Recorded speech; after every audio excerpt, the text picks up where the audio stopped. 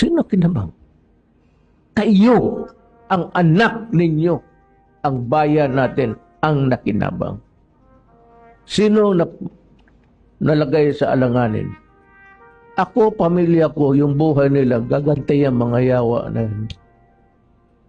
Eh, hindi naman ako milyonaryo na may isa akong squad yan sa likod ng bantay.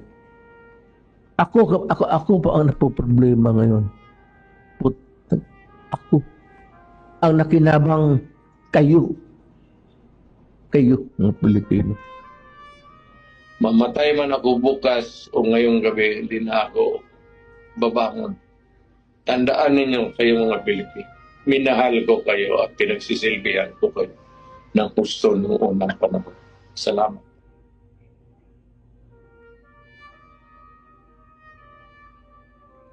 So sad. People has to wake up. You guys have to wake up. Inalay po ni Tatay Diggs ang buhay niya para sa atin, para sa mamamayan, hindi sa kanya. Wake up po. Ipaglaban po natin ang ating mahal na tatay. Siya lang po ang nagmahal sa atin, wala nang iba.